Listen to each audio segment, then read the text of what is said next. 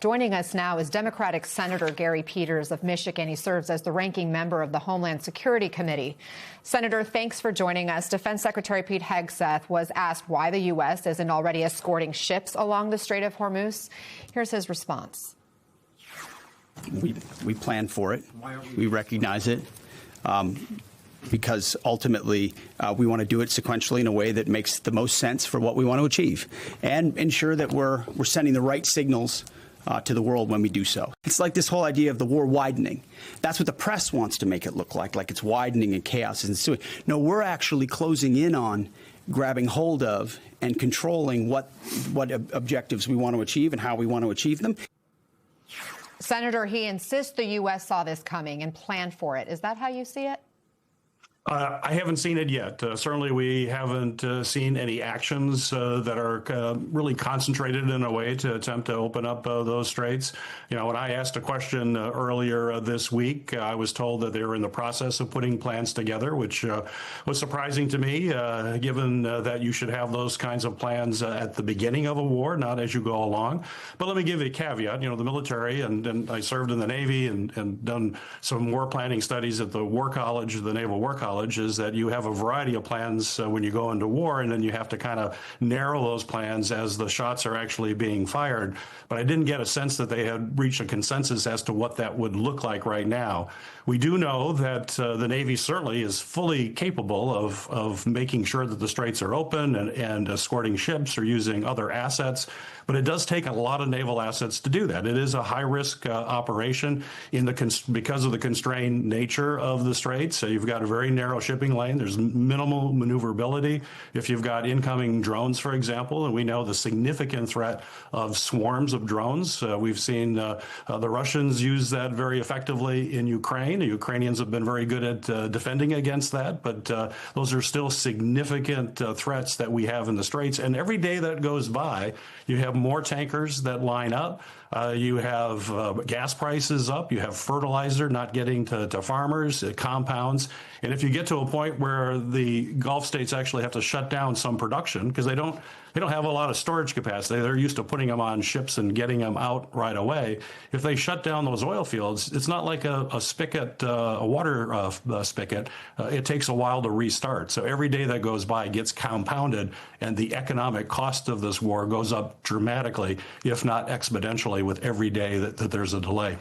And it's been 2 weeks now since the start of this war. It all began, if we can remember, as far back as 2 weeks ago, because so much has happened since then. It began during negotiations over a potential nuclear deal, and the defense secretary was asked how the U.S. can successfully halt Iran's nuclear capabilities without physically taking control of the nuclear material, meaning uranium, inside Iran. Let's listen to that. The president's kept his eye focused on nuclear capabilities, and I will say we have a range of options, up to and including Iran deciding that they will give those up, which of course we would welcome. They weren't willing to do in negotiations. I would never tell this group or the world what we're willing to do or how far we're willing to go, but we have options for sure. What are the options? Does this raise more questions to you? Well, it does. I mean, there are a variety of options that you can use. Certainly, everyone always wants to have a diplomatic solution. That's always the best option. Sometimes that's not achievable, and you have to take it to the next step, which is what we've seen with military options, the aerial attacks. The question is, though, it's always difficult to try to really confirm whether or not you've actually destroyed the ability for the Iranians to build nuclear weapons simply with air attacks. It may require ground operations. Certainly that's an option. We haven't heard that from the administration, but people have to understand that ensuring that a country, and we have to make sure that Iran never gets a nuclear weapon. I'm all on board with that. But realize there are a range of options, some of them that I think are certainly more problematic for a lot of people in our country. Senator, we're continuing to follow that attack at a synagogue in your home state, in Michigan. Right. The FBI is investigating this as a targeted act of violence against Jewish people. What is your message to this community grappling with a sharp rise in anti-Semitism? Well, we have been seeing that sharp rise, and we have to call out anti-Semitism every time we see it. It is hate, pure and simple, and it's unacceptable. It's particularly unacceptable when you're looking at a sanctuary being attacked, a place where we would always think you could go to pray with safety. And in this case, it was also a day school and a place where young children were there that were put into a very dangerous situation. And I just want to thank our first responders, but really thank the security guards that were on site that prevented this man who drove the car through the front door, had some explosives in the car, and was obviously there to cause significant damage. Had it not been for their quick reaction and the training that they had received, they were former police officers, but also received additional training. If it wasn't for them, I think we would be talking about, unfortunately, children that were killed, which would have been already a horrific situation becoming even more horrific. But bottom line, this is purely anti-Semitic attack. We should call it out for what it is, and we should condemn it with as loud a voice as we possibly have. And we are also seeing a rise in Islamophobia from members of Congress, including Alabama Senator Tommy Tuberville.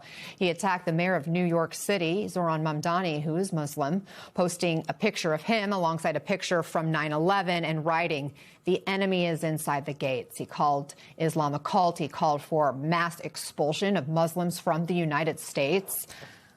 What's your reaction to this? He's a fellow senator. Are there calls to hold him and others accountable? He needs to be, because this is simply unacceptable. This type of language is not acceptable in any circumstances. You know, in Michigan, we are the home of one of the largest Arab Muslim American communities in the country, if not in North America. It's a community that's essential to what makes our state and our country great. And to make those kinds of outrageous statements are dangerous. We can see that statements like that can promote violence in individuals, and that is never acceptable. We have to stop this rhetoric. This is hateful rhetoric. If we have hateful rhetoric, often that leads to violent actions. And it's up to all of us, no matter what your religion is, what your politics is, that we all have to see hate and call it out for what it is. And it's unacceptable in this great country of ours.